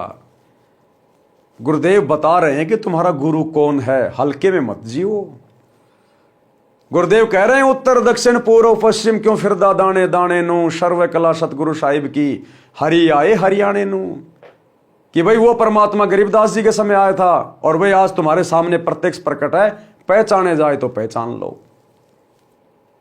कि वो परमात्मा गरीबदास जी के समय आए थे, तो गरीबदास जी के समय कौन आए थे, कौन मिले थे गरीबदास जी को? जिंदा बाबा। कौन जिंदा बाबा? कबीर जी। और गुरुदेव कह रहे हैं कि वो परमात्मा गरीबदास जी के समय आए थे और भाई आज प्रत्यक्ष प्रकट है तुम्हारे सामने, पहचाना जाए तो पहचान लो। तो आज हम भक्तों के सामने प्रत्यक्ष कौन प्रकट है? हमारे गुरुदेव। तो कौन है हमारे गुरुदेव? स्वयं कबीर परमात्मा, जिंदा बाबा। ये छोटा सा सत्संग अगर आंख खुली होगी तो समझ जाओगे, आंख बंद है तो जिंदगी में नहीं समझ पाओगे। सुनिए। तो क्या बताते हैं, उत्तर दक्षिण पूर्व पश्चिम फिरता दाने दाने नो, और सर्व कला सतगुरु साहिब की हरि आए हरियाणे। गरीबदास जी के समय आए थे, रिबारे भाई प्रगट सामने था रे, पहचाने जात पहचान लियो। गरीबदास जी के समय आए थे, रिबारे भाई प्रगट सामने था रे, पहचाने जात पहचान लियो। गरीबदास जी के समय आए थे, रिबारे भाई प्रगट सामने था रे, पहचाने जात पहचान लियो। तो भाई और बहनों, अब यकीन हो जाना चाहिए कि पूर्ण भाग किसके प्रकट हुए? नित्यानंद जी के या आप और हमारे? नित्यानंद जी तो आज भी विष्णु लोक की भक्ति करके जन्म और मरण में हैं, क्योंकि उनका इष्ट ही जन्म मरण में है, श्री विष्णु जी। तो नित्यानंद जी का कैसे जन्म मरण का रोग समाप्त हो जाएगा? ये पूर्ण भाग तो आप और हमारे प्रकट हुए हैं, बड़े सौभाग्य से, गुरुदेव के आशीर्वाद से। तो अब इस परमेश्वर को पहचानने में देरी मत करो। एकमात्र इष्ट पूरी सृष्टि का यही है, जिंदा बाबा कबीर जी, सतगुरु रामपाल जी। इसलिए हम भगत भाई बहन बार बार निवेदन करते हैं, विशेषकर हमारे खुद के भगत भाई बहनों से जो सतलोक आश्रमों से जुड़े हुए हैं, जो अज्ञानता की नींद में सोए पड़े हैं, जून के महीने में कागज के टुकड़े को, उस नकली दाढ़ी मूछ वाली कबीर जी की समझे जाने वाली फोटो को कबीर मान के पूज रहे हैं, कबीर प्रकट दिवस मना रहे हैं, अपने गुरु को हल्के में ले रहे हैं, उन आत्माओं से प्रार्थना है अपने भाग जगा लो, नहीं तो अंत में वही बनेगी जो भक्तिहीन प्राणियों की बनती है। तो क्या कहते हैं, शब्द सैन सतगुरु की पहचानी। तो गुरुदेव ने संकेत कर दिया कि भाई वो गरीबदास जी के समय आए थे और आज तुम्हारे सामने प्रत्यक्ष प्रकट है, पहचान सको तो पहचान लेना। तो ये संकेत करेगा, संकेत। शब्द सैन सतगुरु की पहचानी, पाया अटल सुहाग रे, और नितानंद महबूब गुमानी, प्रगटे पूर्ण भाग रे, और बात तेरे काम ने आवे, संतों शरण लाग रे। वास्तव में यह ऊपर लिखा शब्द कबीर साहिब जी का है, फिर भी हमने ज्ञान प्राप्त करना है। शब्दार्थ, अब गुरुदेव ने इन वाणियों का क्या अर्थ किया है। हे मानव, स्त्री पुरुष परमात्मा की चर्चा व भक्ति के अतिरिक्त अन्य कोई बात यानी चर्चा तेरे काम की नहीं है। आपको तत्व ज्ञान नहीं है, इसलिए मोह ममता व अज्ञानता की नींद में सो रहा है, यानी परमात्मा को भूला है। जाग जाग यानी संभल जा और संतों से सत्संग सुनकर आत्म कल्याण करवा। ये मानव शरीर में जीव ऐसे है जैसे यात्री किसी होटल में कमरा किराए पर लेकर रात्रि व्यतीत करता है और सुबह त्याग कर अपने कार्य पर चल जाता है। इसी प्रकार इस शरीर रूपी होटल में जीव यात्री के समान है। जब मृत्यु का समय आएगा तब सवेरा हो जाएगा। जैसे आदमी रात्रि को शौपन लेता है, शौपन में कहीं घूम रहा, दिल्ली मुंबई में मेट्रो में राजा बन गया, सेठ बन गया, और जब वो सपना टूटा तो सुबह उसी चारपाई पे पड़ा है, मच्छर खा रहे हैं, टूटी फूटी रजाई है। तो इसी प्रकार ये एक जो हमारा जीवन है पूरा, मनुष्य स्त्री या पुरुष का, जितने भी साल हम जीते हैं संस्कारवश, ये केवल एक रात्रि जैसा है, एक रात्रि जैसा एक शौपन है। जिस दिन शरीर टूटा ये सपना टूट गया, वही धर्मराज के दरबार में खड़े होंगे मुंह लटका के। यानी शरीर रूपी सराय यानी होटल को त्यागने का समय हो गया है। आप शरीर त्याग कर भक्ति न करके खाली हाथ जाओगे। मानव शरीर रूपी वस्त्र अनमोल है, उम्दा चोला बण्या अनमोला, लगे दाग पे दाग रे। ये मानव शरीर रूपी वस्त्र अनमोल है। तत्व ज्ञान के अभाव से भक्ति न करके पाप पर पाप करके इस पर दाग लगा रहा है। इस संसार में जीवन अधिक नहीं है। अपने परिवार के पोषण में तथा धन संग्रह करने में जो परेशानी उठा रहा है, पाप करके धन जोड़ रहा है, मृत्यु के पश्चात परिवार तथा संपत्ति धन बेगानी हो जाएगी। इसे जोड़ने में किए पाप तुझे नरक में जलाएंगे। पाप करके दूसरे की यानी बिरानी आग में न जलकर मर। सत्संग सुने बिना पाप पुण्य तथा शिष्टाचार का ज्ञान नहीं होता। मानव शरारती बुद्धि का होता है। मानवता को भूलकर अपनी शक्ति के द्वारा निर्बल को सताकर सर्प वाला कार्य कर रहा है, जो तेरे नाश का कारण बनता है। हे सज्जन पुरुष, ये ज्ञान है जो बिना प्रेम व सच्ची लगन से सत्संग सुने बिना नहीं होता। जो व्यक्ति भक्ति करता है, हरि सुमरे सो हंस कहावे और कामी क्रोधी कागरे। जो व्यक्ति भक्ति करता है तो उसे भगत कहते हैं, यानी हंस पक्षी जैसा अहिंसावादी कहा जाता है। अर्थात भगत किसी को कष्ट नहीं देता। हंस पक्षी भी सरोवर की मछली व कीड़े नहीं खाता, केवल मोती खाता है। काग पक्षी स्वार्थवश जीवित पशु पक्षी का मांस नोच नोच कर खाता है, कष्ट देता है। इसी प्रकार सत्संग न सुनने वाला व्यक्ति अध्यात्म ज्ञान के अभाव से स्वार्थवश अन्य से धन लूटता है, चोरी करता है या अन्य कष्ट देता है, जो पाप है। हे जीव रूपी भंवरा, विषय विकारों काम क्रोध मोह लोभ रूपी विष के वन में न भटक। ये काल लोक तो कष्ट का घर है, उस बिना कष्ट वाले सतलोक में चल, वह सुखदायक है। चल बेगमपुर बाग रे, भंवरा न भर में विष के वन में, चल बेगमपुर बाग रे। नित्यानंद जी ने कहा है कि मैंने अपने गुरु जी का सत्संग सुना, शब्द सैन सतगुरु की पहचानी, पाया अटल सुहाग रे। नित्यानंद जी ने कहा कि मैंने अपने गुरु जी का सत्संग सुना और उनका संकेत समझ गया जो ऊपर बताया है, अपना जीवन धन्य कर लिया।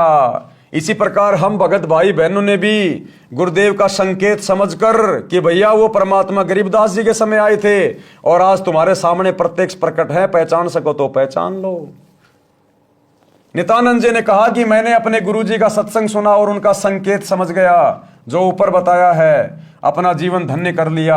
मुझे मेरे प्यारे महबूब गुरु गोमानी दास जी मिले, ये मेरा कोई पूर्व जन्म का सौभाग्य था। आप और हमारा भी भाई और बहनों पूर्व जन्म का कोई सौभाग्य, वो सौभाग्य भी सतगुरुदेव भगवान ने बनाया। ये संस्कार भी यही सतगुरु बनाता है। इसी सतगुरु की सत भक्ति से संस्कार बनते हैं। शब्द तो भाई और बहनों, आज के वीडियो में हम केवल इतना ही लेंगे। कल रात्रि 8 बजे सभी भाई बहन गुरुदेव भगवान के आशीर्वाद से फिर से लाइव जुड़ेंगे। अगले वीडियो में गुरुदेव भगवान इस शब्द के माध्यम से हमें क्या शिक्षा दे रहे हैं कि तन मन शीस ईस अपने पे, पहलम चोट चढ़ावे जब कोई राम भगत गति पावे। तो शीस तो भैया उस समय चढ़ाएंगे जब इष्ट का पता चलेगा कि वास्तव में मेरा इष्ट कौन है। तो इस शब्द पे हम कल रात्रि 8 बजे गुरुदेव के आशीर्वाद से बढ़ेंगे। तब तक गुरुदेव भगवान हम सबको आज्ञा दे, इजाजत दे, सद्बुद्धि दे, आशीर्वाद दे। बंदी छोड़ सतगुरु रामपाल जी भगवान की जय हो।